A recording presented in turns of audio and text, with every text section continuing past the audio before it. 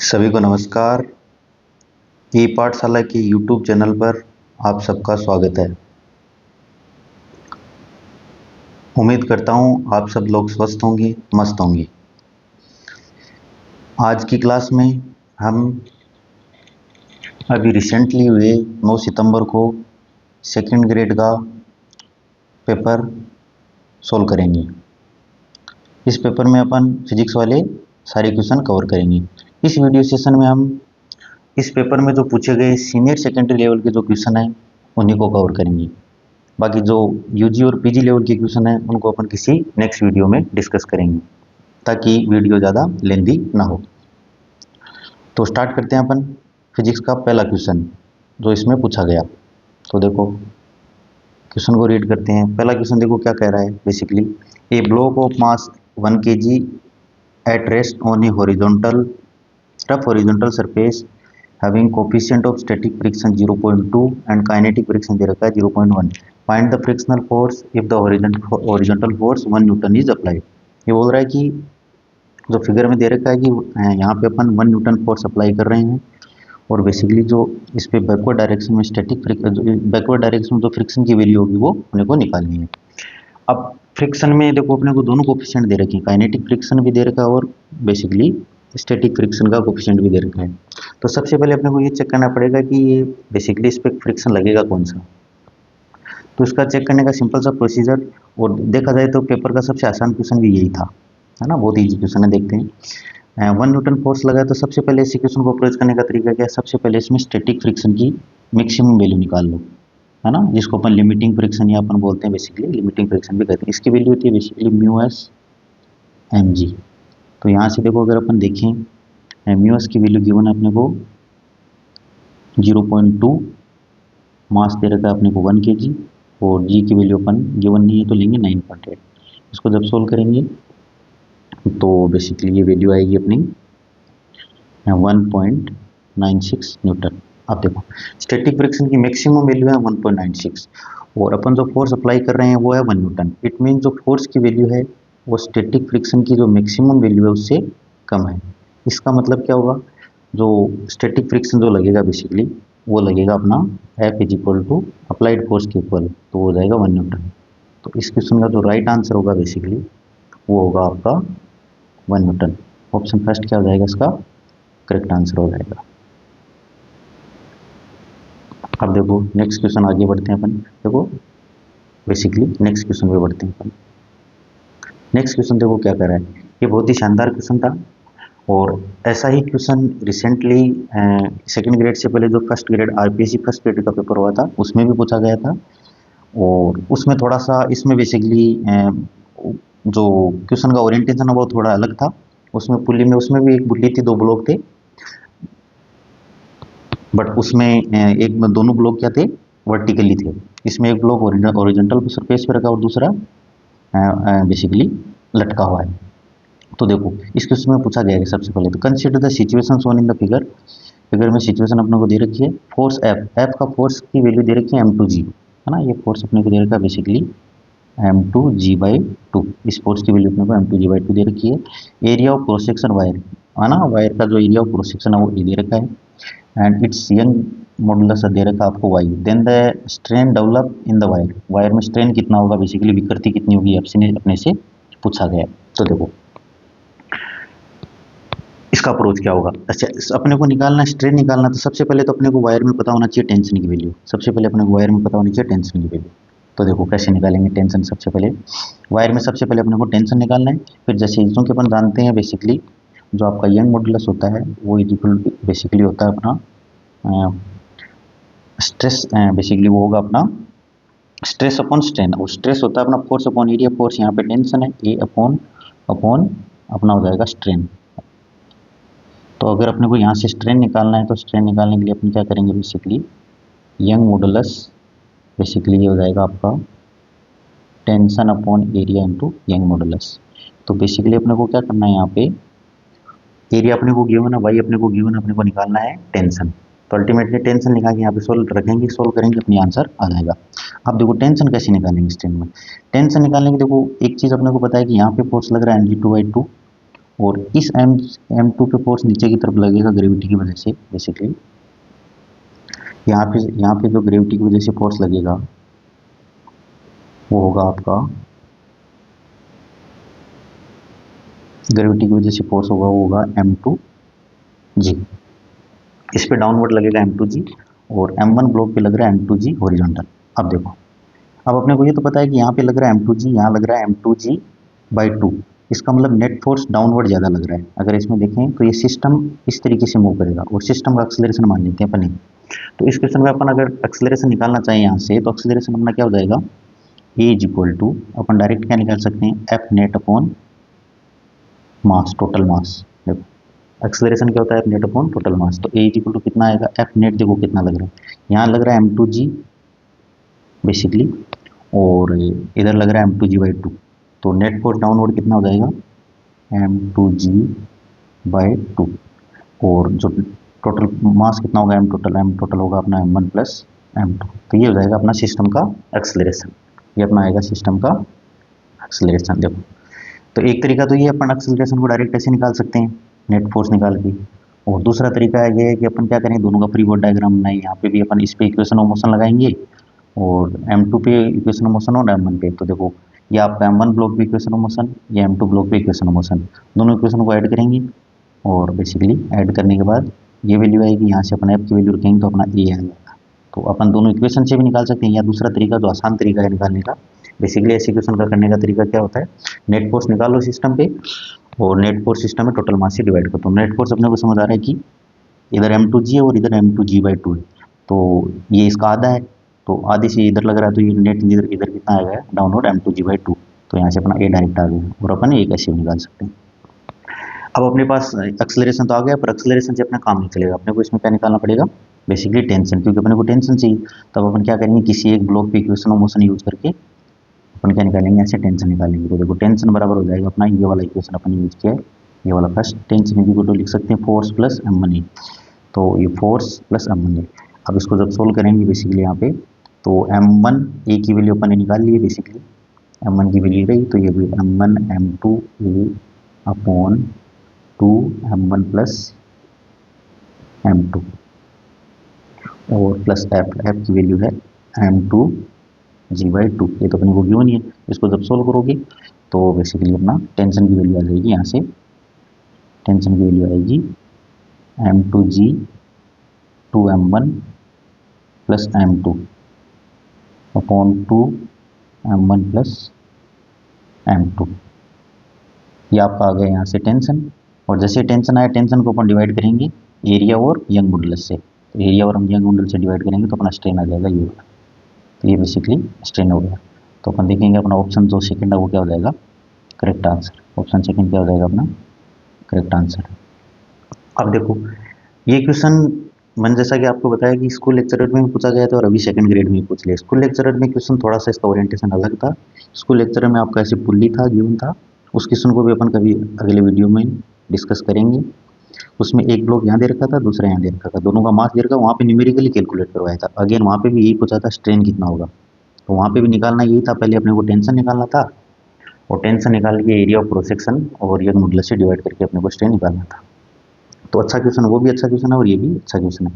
तो देखो पहले आरपीएससी ऐसे क्वेश्चन नहीं पूछा करती थी, पहले ऐसे क्वेश्चन जेई मेंस एडवांस वहाँ पे आते थे, पर आजकल यहाँ पे भी पूछने लग गए। इसमें देखो दो कॉन्सेप्ट आ रहे हैं अपने को, स्प्रिंग ये अपना पुल्ली ब्लॉक सिस्टम है, इसको मिक्स कर दिया है इलास्टिसिटी से। ये पुल्ली ब्लॉक के तो सिंपल पहले भी आते ही थे, और आजकल क्या किया, दो चैप्टर को मिक्स करने लगे, इसमें इलास्टिसिटी को भी घुसा दिया ना, प्रत्यास्थता वाले चैप्टर को भी घुसा दिया।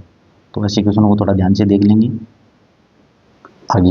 ये दो क्वेश्चन हो गए अपने, नेक्स्ट अगले क्वेश्चन की ओर बढ़ते हैं अपन। बेसिकली नेक्स्ट अपना क्वेश्चन है ये देखो 38। अगला नेक्स्ट क्वेश्चन अपने को कह रहा है कि देखो कथन क्या कह रहा है इसमें। अभी कथन क्या है कि जब अपर्याप्त लंबाई की किसी का नली को किसी ध्रुव में डुबाया जाता है तो ध्रुव बाहर की तरफ नहीं निकलता। देखो ये अपन सरफेस टेंशन वाले चैप्टर में पढ़ते हैं कि जब भी कोई ट्यूब होती है कैपिलरी आपकी, उसको जब लिक्विड में डिप किया जाता है, डुबोया जाता है, तो उसमें h हाइट तक पानी राइज होता है ड्यू टू सरफेस टेंशन।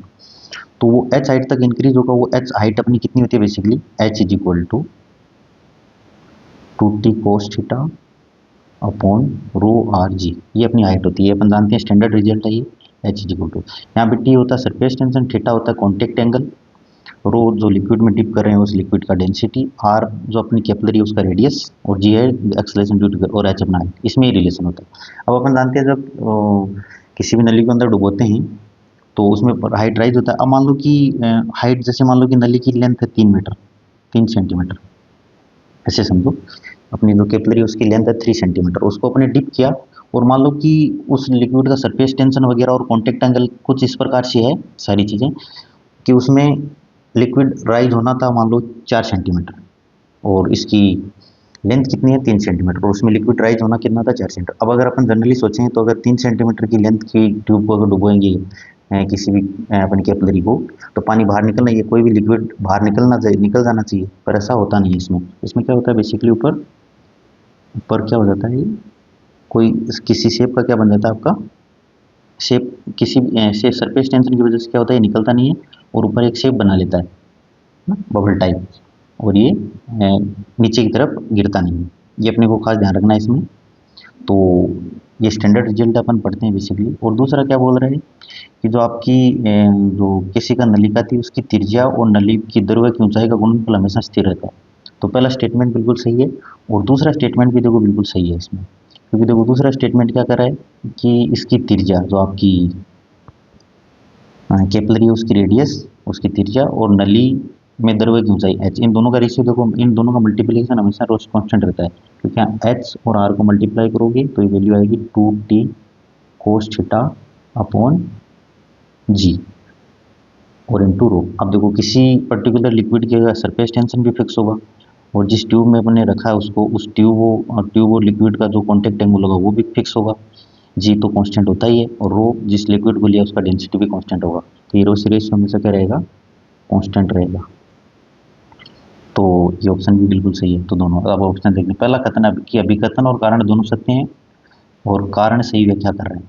अब देखो कथन है तो दोनों सही, पर जो इसका कारण हो अभिकथन की सही व्याख्या नहीं कर रहा है।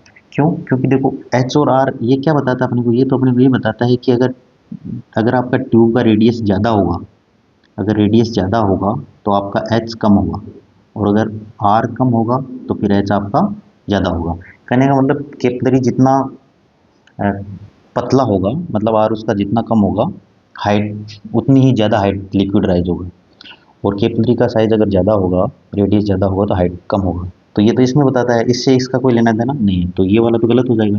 दूसरा हो रहा है अभिकथन और कारण दोनों सत्य है, लेकिन कारण इसकी सही व्याख्या नहीं कर रहा, तो ये अपना आंसर क्या हो जाएगा, सही। तो इसका सेकंड आंसर क्या हो जाएगा, इसका सेकंड ऑप्शन होगा वो करेक्ट आंसर हो जाएगा। सेकंड आंसर इसका करेक्ट हो जाएगा। नेक्स्ट बढ़ते हैं अपन थर्ड क्वेश्चन की ओर।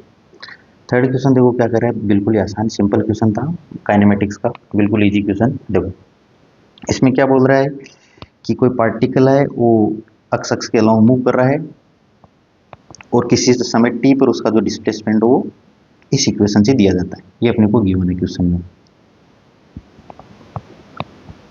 अब पूछ रहा है कि how long would be the particle travel before coming to rest, कि रेस्ट में आने से पहले वो कितना ट्रेवल कर लेगा, ये बेसिकली इसमें पूछा गया। तो इसको कैसे अप्रोच करें, तो सिंपल है। सबसे पहले तो अपने को पूछा है कि रुकने से पहले, तो सबसे पहले तो उसकी रुकना है तो इसकी वेलोसिटी निकालनी पड़ेगी। तो अगर पोजीशन दे रखा तो वेलोसिटी अपन जानते हैं v बराबर होता है dx अपॉन dt। तो देखो यहाँ से v is equal to dx upon dt, इसको डिफरेंशिएट करेंगे तो क्या आ जाएगा 12 माइनस 30 स्क्वायर। इसको इक्वेट करेंगे जीरो के बराबर, तो यहाँ से सोल्व करेंगे, इसको बराबर जीरो इक्वेट करेंगे तो ऐसा आएगा 3t स्क्वायर हमारे पास is equal to 12 implies T square is equal to आएगा 4, यहाँ से आ जाएगा t is equal to 2 second. इसका मतलब पार्टिकल 2 सेकंड बाद रुक जाएगा, 2 सेकंड और टी बराबर 2 सेकंड। तो अपन देख लेते हैं। अब देखो पार्टिकल चूंकि अक्ष अक्ष के अलोंग मूव कर रहा है, पार्टिकल मूव अलोंग द अक्ष अक्ष, ये अपनी मान लो कोई अक्ष एक्सिस है, ये आपका ओरिजिन होगा।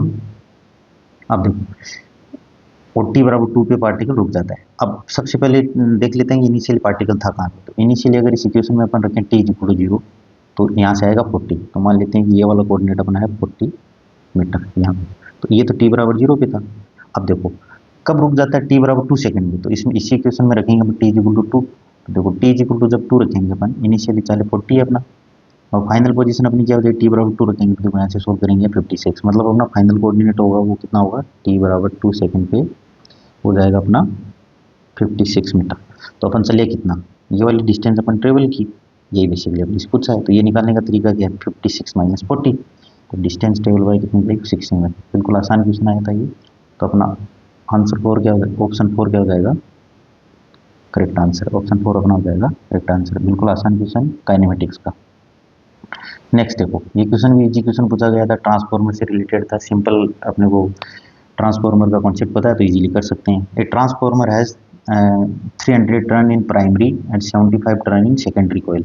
If current in the secondary is 20 ampere then current in primary coil में आपसे करंट पूछा गया है, सेकेंडरी भी दिया और दोनों में टर्न नंबर ऑफ टर्न दिए हुए हैं। तो ये तो बिल्कुल इजी क्वेश्चन है, इसमें तो ट्रांसफॉर्मर के लिए अपन जानते हैं ये स्टैंडर्ड इक्वेशन होता है, बेसिकली एनर्जी कंजर्वेशन से आता है इक्वेशन कि number of turn in primary coil into current in primary coil is equal to number of turn in secondary coil into current in secondary coil. यहाँ से जब solve करेंगे तो अपन लिखेंगे आई पी इक्वल टू आएगा N S I S N S upon N P, इसको solve करेंगे आंसर आ जाएगा 5 एम पी।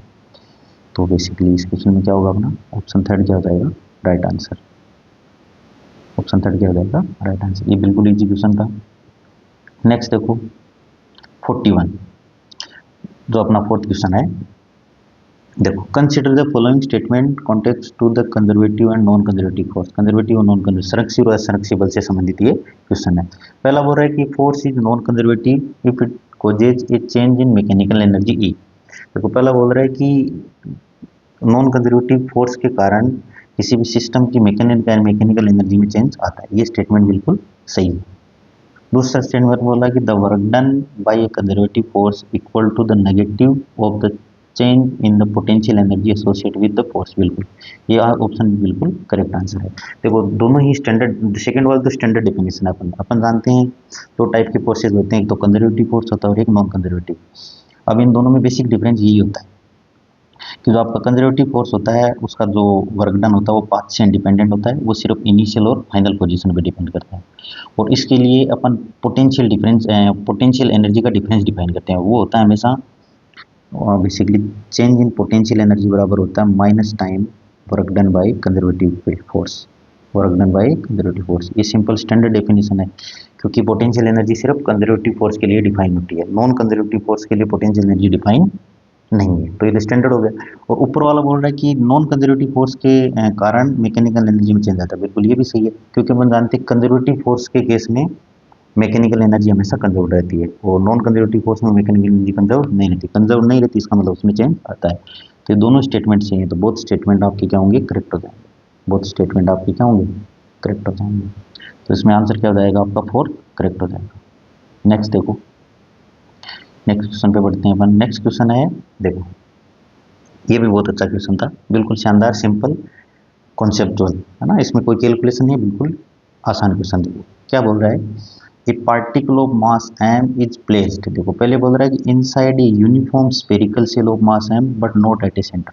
देखो फर्स्ट सिचुएशन क्या बोल रहा है कि आपके पास कोई ऐसी स्फेरिकल सेल है, आपके पास एक कोई स्फेरिकल सेल है जिसका मास m है।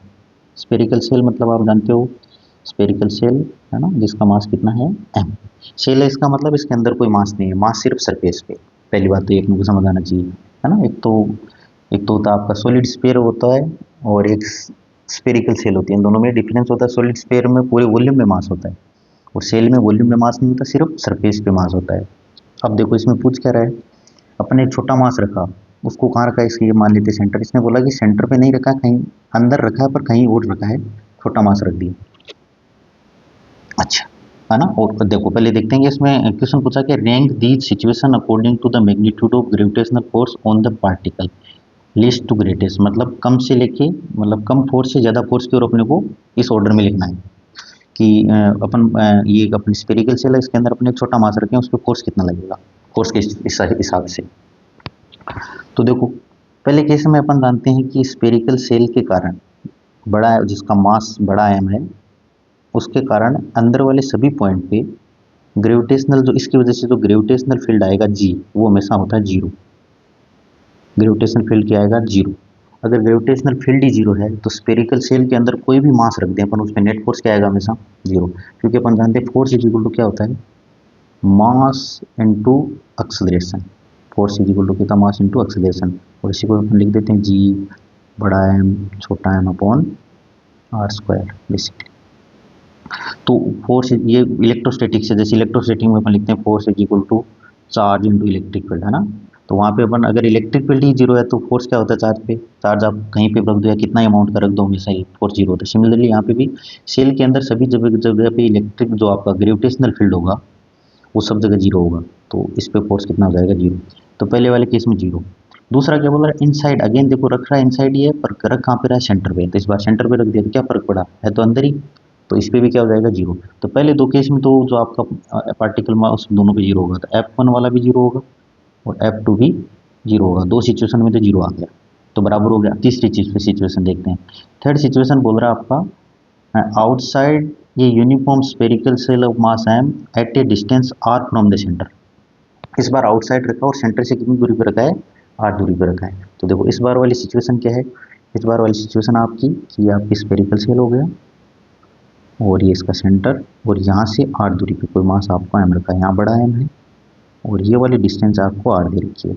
अब अपन जानते हैं जब दो मास आर दूरी पे सेपरेटेड हो तो उनके बीच में जो फोर्स लगता है जिसको F3 लिखे हैं अपन, वो कितना होता है जी बड़ा एम छोटा एम अपॉन आर का स्क्वायर। तो इस बार फोर्स अपना ये हो जाएगा, है ना। एक माइनस साइन भी आता है वो बेसिकली अट्रैक्शन को रिप्रेजेंट कर रहा है, पर अभी हमें यहाँ पे सिर्फ मैग्नीट्यूड पूछा है ना, अकॉर्डिंग टू मैग्नीट्यूड, मैग्नीट्यूड की बात कर रहे हैं, है ना। माइनस साइन बेसिकली डायरेक्शन को शो कर रहा होता है ना, और ये अपन कह सकते हैं अट्रैक्शन को।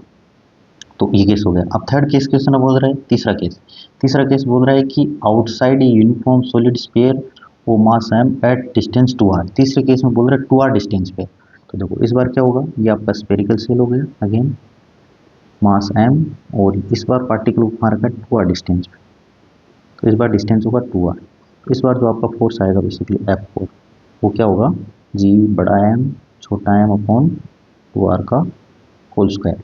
तो यहाँ से अपन देख सकते हैं देखो F4 F3 से क्या आएगा लेस आएगा, F आपका बेसिकली F4 है वो F3 से क्या आएगा लेस आएगा, F3 वाला ज़्यादा है क्योंकि यहाँ पे आएगा जी बड़ा एम छोटा एम अपॉन 4 आर स्क्वायर और यहाँ पे आर स्क्वायर, तो ये इसका एक छोटा है मतलब ये इससे क्या होगा कम होगा, F3 ज़्यादा होगा। तो देखो यहाँ से क्या देखा अपन, यहाँ से अपन ने देखा बेसिकली अपने, हाँ यहाँ से अपन देखा कि F1 बराबर है F2 के, उसके बाद कौन आएगा, उसके बाद आएगा क्योंकि अपने को लीस्ट से ग्रेटेस्ट बोलना है। देखो लीस्ट टू ग्रेटेस्ट मतलब कम से ज़्यादा की ओर बढ़ना है, तो ये सबसे कम होगा, उसके बाद कौन सा आएगा F4, उसके बाद आएगा F4 और उसके बाद क्या आएगा F3।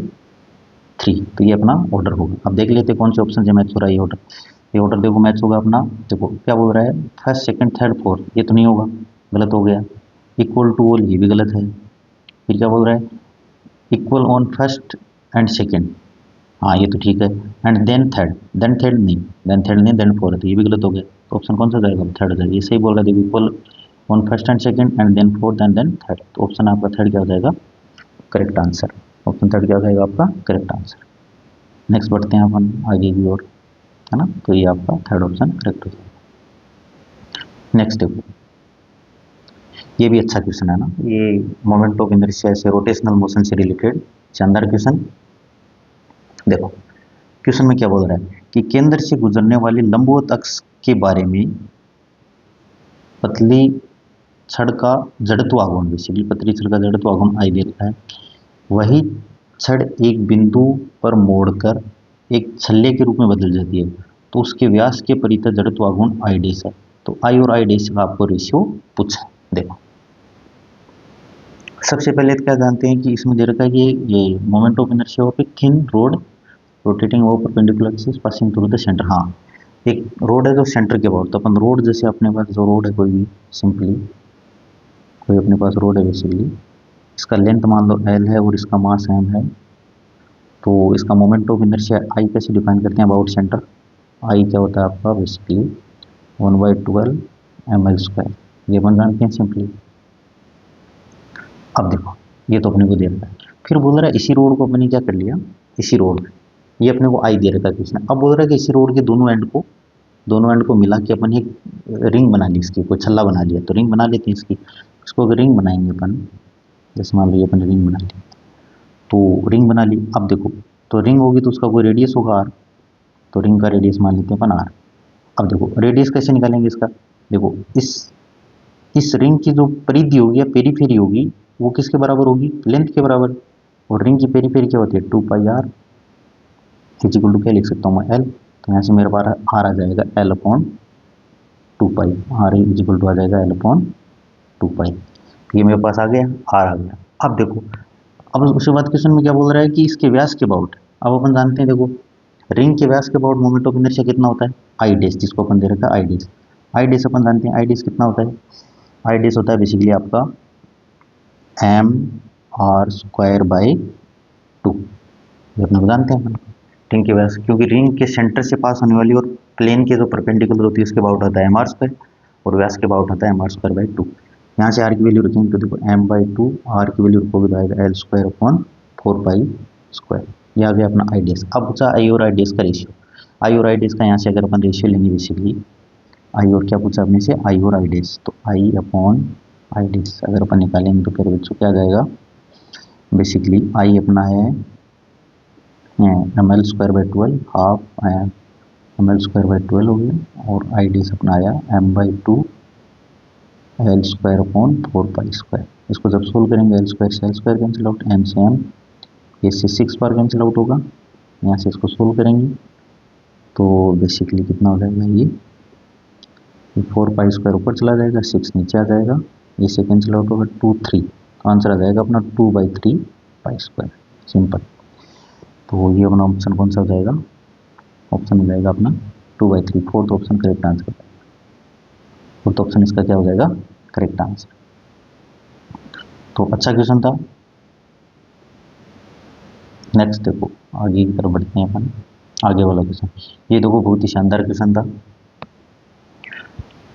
बहुत ही अच्छा क्वेश्चन। देखो क्वेश्चन में क्या दे रखा है अपने को, देखो फोर्स दे रखा है F इक्वल टू माइनस के एक्स आई के वाई आई के प्लस, ये आई के है यहाँ पे और जे के, और के आपका पॉजिटिव कांस्टेंट है और एक पार्टिकल पे लग रहा है एक्स वाई प्लेन में।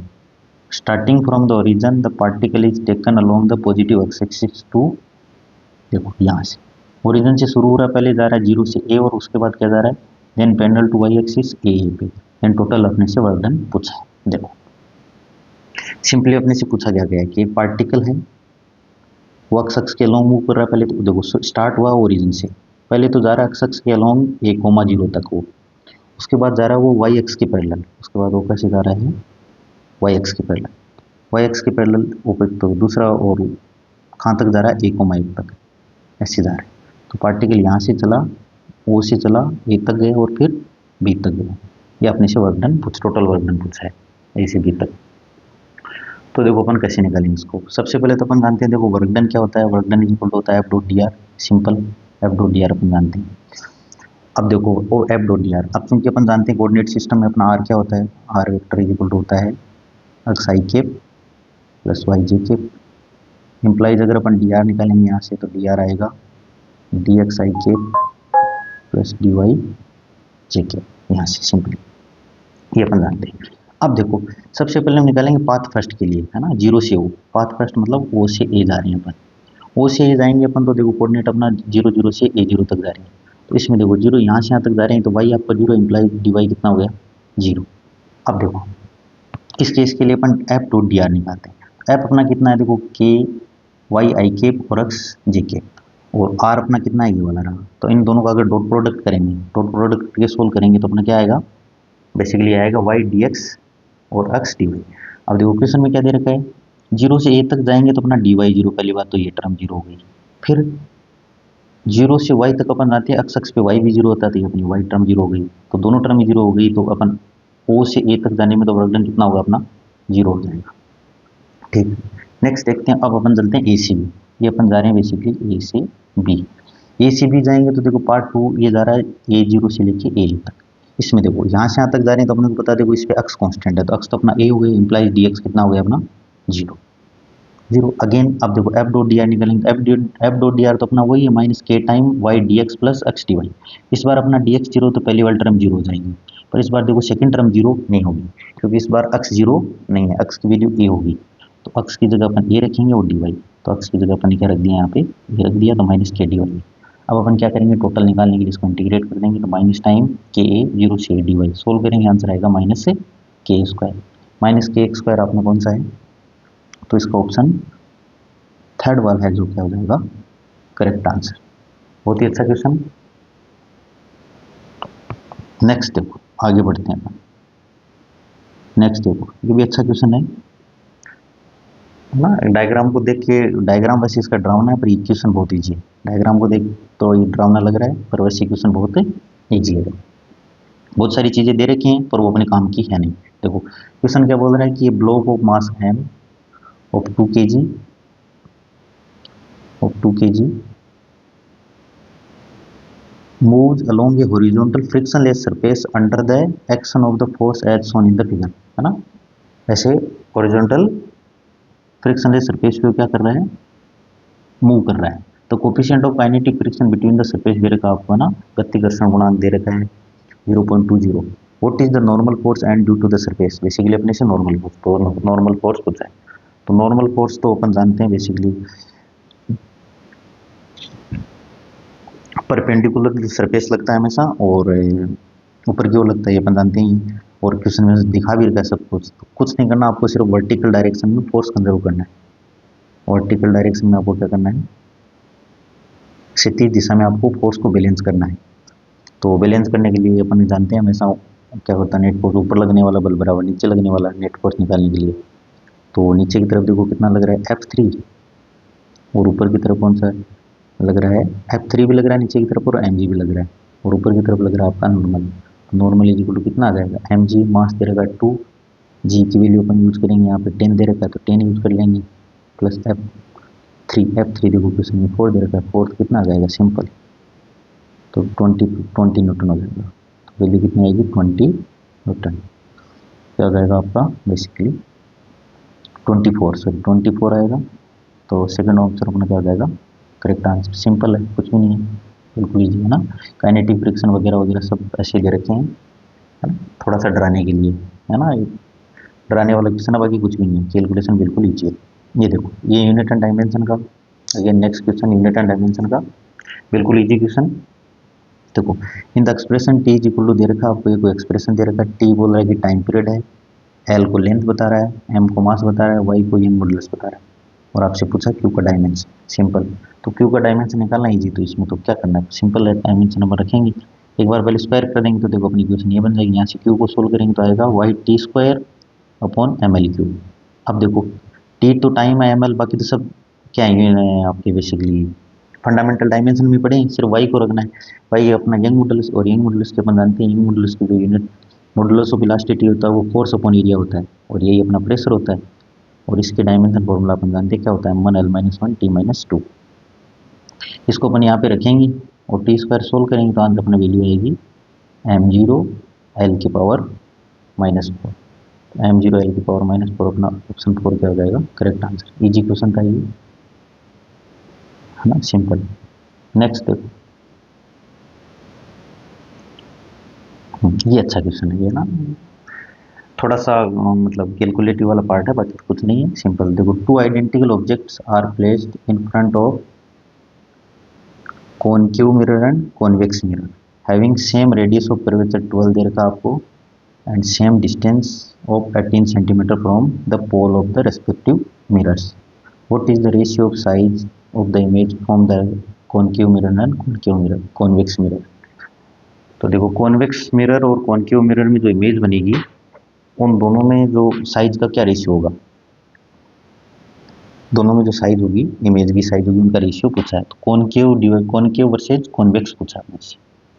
तो सिंपल अपने को इसमें मिरर फॉर्मूला आना चाहिए। सिंपल मिरर फॉर्मूला अगर अपने को आ रहा है तो अपने के लिए कर सकते हैं। सबसे पहले देखो अपने को दे रखा है रेडियस ऑफ कर्वेचर आर, तो फोकल लेंथ अपन जानते हैं रेडियस ऑफ कर्वेचर का हाफ होता है, तो यहाँ से कितना हो जाएगा 6 सेंटीमीटर, है ना।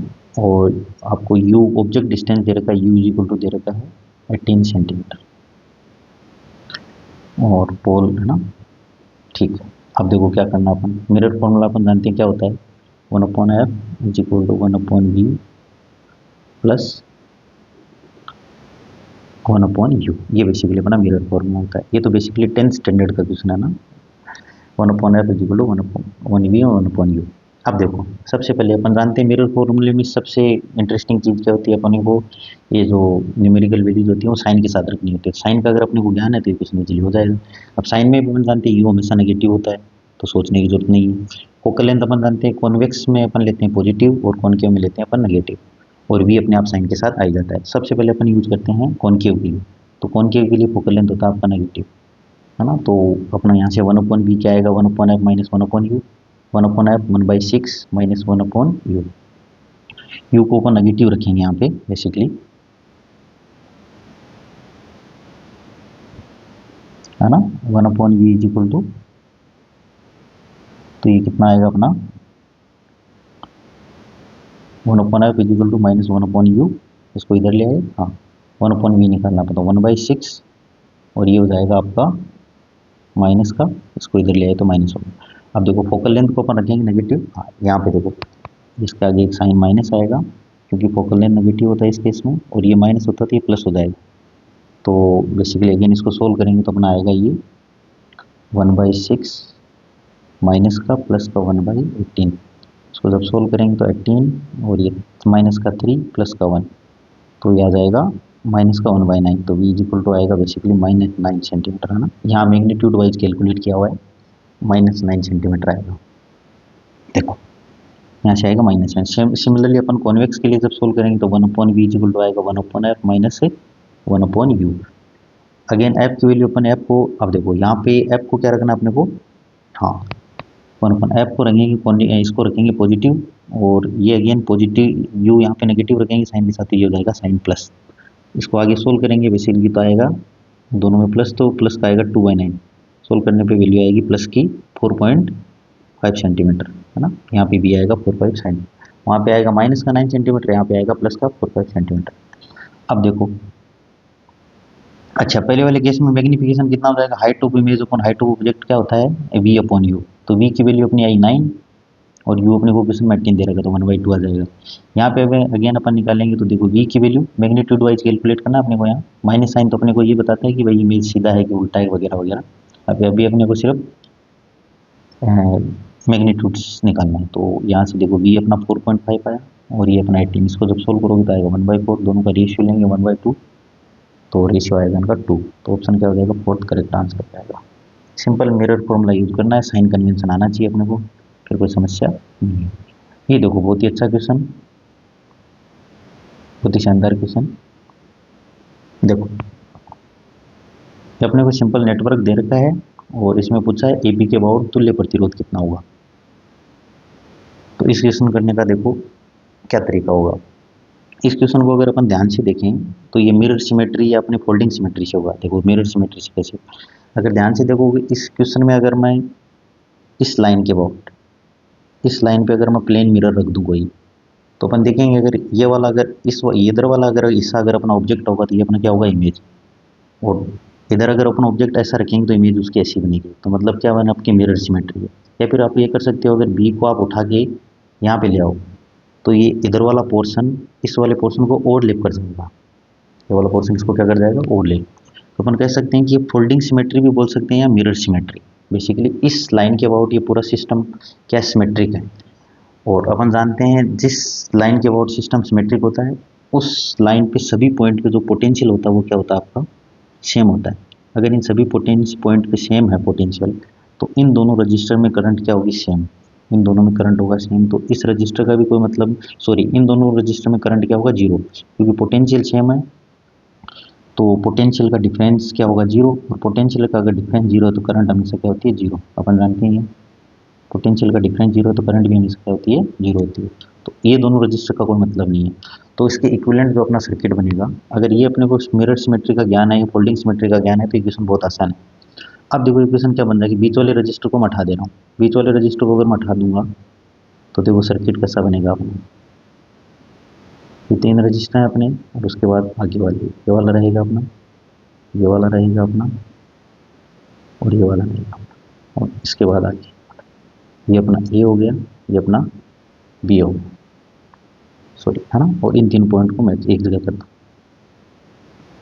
सो ये क्या होगा, इसमें थोड़ा सा सही नहीं होना। ये देखो कैसा बनेगा, ये वाला तो रजिस्टर है अपना आर हो गया। उसके बाद देखो ये क्या होंगे, ये तो सारे पॉइंट ऐसे आ जाएंगे, ये यहाँ आ जाएगा, ये यहाँ आ जाएगा और ये यहाँ आ जाएगा। उसके बाद ये इधर ये आ जाएगा बीच वाला नीचे वाला। उसके बाद ये सारे यहाँ मिल जाएंगे और ये अपना होगा ये भी, क्योंकि ये सारे पॉइंट इस लाइन वाले पॉइंट ये सारे एक ही जगह होंगे, सबके पोटेंशियल बराबर है, तो ये देखो तीनों पैरेलल हो जाएंगे और ये भी तीनों पैरेलल हो जाएंगे। तो ये देखो तीन, ये भी आर, ये भी आर और ये भी आर। सिमिलरली ये आर, मिड वाला भी आर और ये भी आर। अब देखो आगे देखो कैसे होगा। अगर इसको सोल्व करेंगे तो अपना देखो ये पॉइंट ए ये रजिस्टर होगा यहाँ पे आर। अब देखो इन तीनों का अगर ये तीनों पैरेलल में है तो इन तीनों पैरेलल का क्या आ जाएगा, आर आर आर, तीन अगर पैरेलल में हो तो उनका बनेगा अपना आर बाई थ्री। सिमिलरली आगे वाले भी तीनों आर पैरेलल में है तो इनका बनेगा आर बाई थ्री। और फिर आगे अपना लगाएंगे आर और ये अपना पॉइंट हो जाएगा बी। अब देखो चार रजिस्टर सीरीज में तो आर इक्विवेलेंट कितना आएगा अपना, आर इक्विवेलेंट बराबर आएगा R plus R by three plus R by three plus are.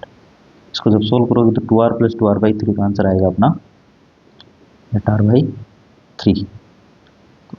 Option first क्या हो जाएगा इसका करेक्ट आंसर। बहुत ही अच्छा क्वेश्चन था।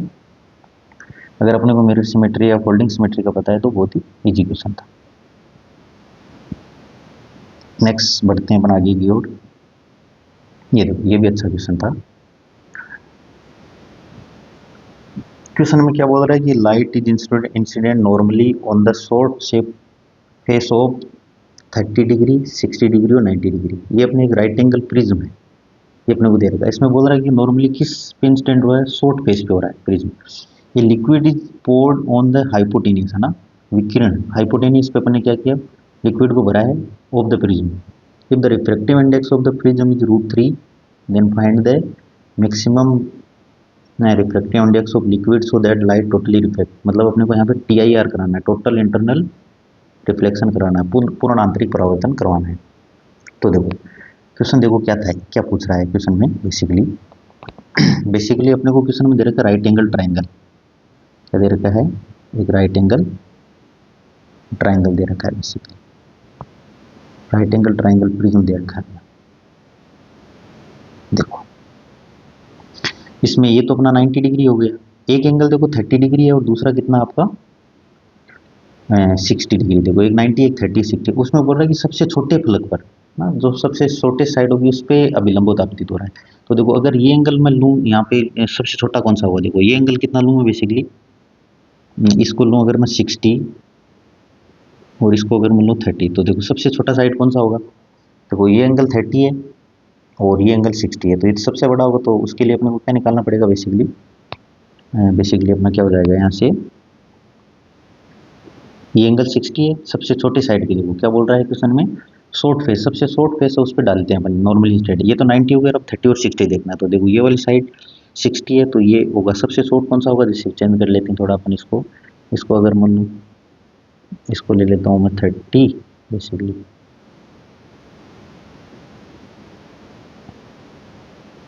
इसको ले लेता हूँ मैं 30 डिग्री और इसको ले लेता हूँ मैं 60 डिग्री।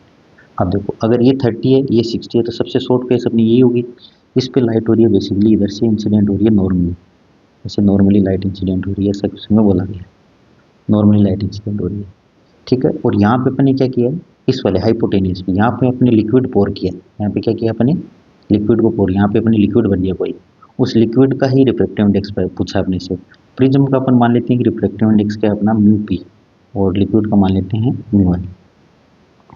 अब देखो यहाँ से लाइट नॉर्मल इंसिडेंट होगा तो अपन जानते हैं नॉर्मल इंसिडेंट की लाइट बिना मुड़ी सीधे निकल जाती है, तो यहाँ से आएगी फिर यहाँ पे इस सरफेस पे इंसिडेंस होगी।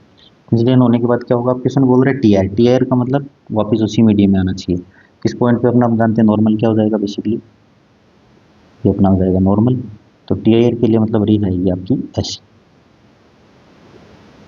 अब देखो TIR और यहाँ पे लिक्विड भरा है या प्रिज्म भरा है। अब देखो TIR में अपन जानते हैं बेसिकली अपना क्रिटिकल एंगल, ये वाला अपन इंसिडेंट एंगल है, ये अपना क्या होता है क्रिटिकल एंगल के बराबर या उससे ज़्यादा होगा तभी TIR है, तो इसको मान लेते हैं अपन θc। अब देखो साइन θc क्या होता है अपन जानते हैं, साइन θc देखो यहाँ पे लिख दो, साइन θc क्या होगा mu upon liquid upon mu prism. अब कई बार स्टूडेंट कंफ्यूज हो जाते हैं कि कौन सा लिक्विड कहाँ आएगा प्रिज्म कहाँ पे आएगा, तो इसमें कन्फ्यूजन अपने को रखना ही नहीं है। सिर्फ TIR में अपन जानते हैं हमेशा TIR तभी होता है जब रे कहाँ से कहाँ जाती है, आपकी जाती है डेंसर टू रेयर। मतलब सघन से विरल में जाती है। तो मतलब देखो रे कहाँ से जा रही है, देखो इसका मतलब ये तो आपका होगा सघन और ये होगा विरल। तो देखो इस क्वेश्चन को अपन देखो कैसे करेंगे। तो ये आपका होगा डेंसर और ये होगा आपका रेरर। तो डेंसर इसका मतलब ये तो आपका है, म्यू पी तो होगा डेंसर और म्यू वाला होगा रेरर, मतलब म्यू पी किससे बड़ा होगा, म्यू वाई से। इतना तो कन्फर्म हो गया, मतलब आंसर अपना क्या आएगा, म्यू पी से तो कम आएगा। अब देखो प्रिज्म का रिफ्रैक्टिव इंडेक्स अपने को गिवन है √3, इसका मतलब √3 1.7 नहीं हो सकता, ये आंसर कट गया। √3 से ज़्यादा नहीं आएगा, मतलब ये वाला भी कट गया, दो ऑप्शन तो कट गया, मतलब आंसर आएगा या तो 1.33 या तो आएगा 1.5। अब देखो आगे सोल्व करते हैं इसको।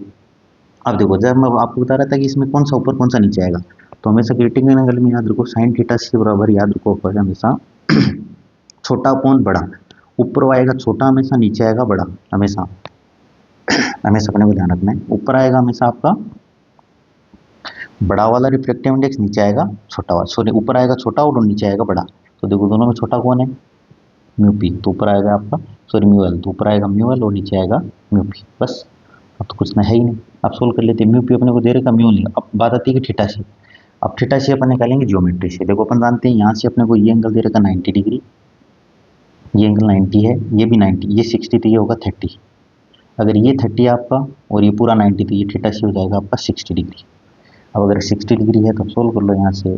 साइन दे रखा आपको 60 डिग्री, म्यू एल ये होता है, इसकी वैल्यू होती है √3/2, अपन जानते हैं म्यू एल अपने को निकालना है, और ये आपका म्यू एस दे रखा आपको, सॉरी म्यू पी दे रखा √3। सोल्व करेंगे यहाँ से तो आ जाएगा √3/2 इंटू 1.5, तो आंसर हो जाएगा आपका 1.5। 1.5 ऑप्शन नंबर सेकंड क्या हो जाएगा आपका करेक्ट आंसर। तो इस क्वेश्चन में कुछ भी नहीं था, सिंपल। इस क्वेश्चन में अपने को ज्योमेट्री का थोड़ा ज्ञान होना चाहिए बेसिकली, और अपने को टीआईआर का थोड़ा ज्ञान होना चाहिए, है ना। टीआईआर के साथ साथ ज्योमेट्री भी अपने को पता होनी चाहिए थोड़ी, तभी अपन कर पाएंगे। अच्छा क्वेश्चन था, आने वाली स्कूल लेक्चरर सेकंड ग्रेड उन एग्जामों के लिए भी इम्पोर्टेंट क्वेश्चन है, फिर से पूछा जा सकता है। नेक्स्ट बढ़ते हैं अपन आगे की ओर। ये देखो ये क्वेश्चन भी बहुत अच्छा था। वैसे तो इस क्वेश्चन में कुछ भी नहीं था, मैथमेटिक्स जिसकी अच्छी है वो इजीली कर पाएगा इसको। देखो two vectors lie with their tales at the same point, है ना, दो वेक्टर दे रहे हैं, उनकी टेल सेम पॉइंट पे है। When the angle between them is increased by 20 degree, their scalar product has same magnitude but change from positive to negative. The original angle between them. मान लेते हैं कि इनिशियली दोनों के बीच में एंगल थीटा था। अब ये देखो क्या बोल रहे हैं कि दो वेक्टर हैं जिनका डॉट प्रोडक्ट अपन कर रहे हैं, ए डॉट बी, तो अपन जनरली ऐसे ही लिखते हैं A B cos theta. Initial angle जो ओरिजिनल एंगल है वो मान लेते हैं अपन थीटा, ठीक है कोई दिक्कत नहीं, अपन थीटा मान लिया। अब देखो ओरिजिनल एंगल हो गया। अब क्या बोल रहा है कि इन दोनों के बीच का एंगल अगर 20 डिग्री से बढ़ा दें तो जो नया इनका क्रॉस प्रोडक्ट आएगा, इनका सॉरी डॉट प्रोडक्ट आएगा, वो कितना आएगा, तो न्यू आएगा आपका, न्यू स्केलर प्रोडक्ट आएगा बेसिकली, वो आएगा A B cos theta plus 20। ऐसा करते ही जो नया अपने को मिलेगा वो माइनस टाइम ए डॉट भी मिलेगा, माइनस टाइम ए डॉट भी मिलेगा। ये बोल रहा है क्वेश्चन में, यही तो बोला है। देखो बढ़ाने पे scalar product has magnitude same but changes from positive to negative, मतलब पहले पॉजिटिव था तो अब नेगेटिव हो गया, ऐसा अपने को दे रखा है। अगर आप इन दोनों इक्वेशन का अपन यूज करेंगे बेसिकली, तो यूज करने से अपनी कौन सी बनेगी, दोनों इक्वेशन को यूज करेंगे तो अपना बनेगा ए बी से बी कैंसिल आउट हो जाएगा, तो अपनी इक्वेशन बनेगी थीटा जी cos theta is equal to cos theta is equal to basically minus time minus cos theta plus 20। अब देखो यहाँ तक तो इजीली सबका आ ही गया होगा। इसके बाद देखो इसके आगे इसको इधर लाऊंगा तो ये प्लस हो जाएगा, तो ये हो जाएगा। इसके बाद इस क्वेश्चन को वही बच्चा सोल्व कर पाएगा जिसको ये आइडेंटिटी पता हो। ये आइडेंटिटी पता नहीं होगी तो ये क्वेश्चन नहीं हो पाएगा। अब इस आइडेंटिटी का अगर अपन यूज करेंगे, यहाँ से कोस ए प्लस बी होता है, अपन जानते हैं 2 cos A plus B by 2 cos A minus B, इसको अपन यूज करेंगे तो बनेगा 2 cos theta plus 10 into cos 10 is equal to 0। अब हम जानते हैं कोस 10 की वैल्यू 0 होती नहीं है यहाँ से, तो यहाँ से क्या आ जाएगा cos theta plus 10 is equal to 0 implies theta plus 10 अपना क्या हो जाएगा 90, क्योंकि कोस थीटा 90 को 0 होता है, 0 के यहाँ से। तो उसके बाद सोल्व करेंगे, थीटा अपना कितना आ जाएगा 80 डिग्री, तो ये था अपना 80 डिग्री। तो ये थे आपके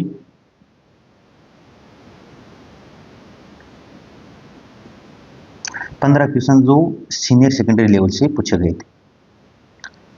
ये थे 15 क्वेश्चन जो सीनियर सेकेंडरी लेवल से पूछे गए थे। इसके बाद जो क्वेश्चन यूजी और पीजी लेवल के जो क्वेश्चन थे वो अपन किसी नेक्स्ट वीडियो में डिस्कस करेंगे। आज की क्लास में सिर्फ अपनी सीनियर सेकेंडरी लेवल के जो क्वेश्चन उन्हीं को डिस्कस किया है ना, बाकी वो अगली क्लास में अपन डिस्कस कर लेंगे। और ये सभी क्वेश्चन सेकेंड ग्रेड वालों के पेपर में तो आए ही हैं, उनके लिए तो आगे वाले एग्जाम के लिए इंपॉर्टेंट है ही है, साथ ही साथ जो फर्स्ट ग्रेड की तैयारी कर रहे हैं उनके लिए भी बहुत महत्वपूर्ण है ना। तो वो भी इन क्वेश्चन की ट्राई करेंगे, क्योंकि इस बार जो सेकंड ग्रेड में जो क्वेश्चन पूछे गए हैं उनमें किसी भी क्वेश्चन का लेवल ऐसे ऐसे नहीं बोल सकते कि विशाल के लेवल के क्वेश्चन आए। सभी क्वेश्चन में कॉन्सेप्ट और सभी क्वेश्चन में कॉन्सेप्ट यूज किया है। एक या दो क्वेश्चन को छोड़ दिया जाए तो कोई भी क्वेश्चन डायरेक्ट टिक करने वाला नहीं था, और सभी का लेवल आप समझो आरपीएससी स्कूल लेक्चरर के इक्विवेलेंट ही था, है ना। ऐसे ही क्वेश्चन आरपीएससी फर्स्ट ग्रेड में भी पूछे जाते हैं। तो आप लोग जो फर्स्ट ग्रेड की तैयारी कर रहे हैं उनके लिए भी ये क्वेश्चन महत्वपूर्ण है ना, तो वो भी इन क्वेश्चन को ट्राई करें, बहुत ही अच्छे क्वेश्चन। बाकी जो यूजीपीजी लेवल के क्वेश्चन है वो अपन नेक्स्ट वीडियो में डिस्कस करने वाले हैं। तो मिलते हैं नेक्स्ट वीडियो में, तब तक के लिए जय हिंद, जय भारत।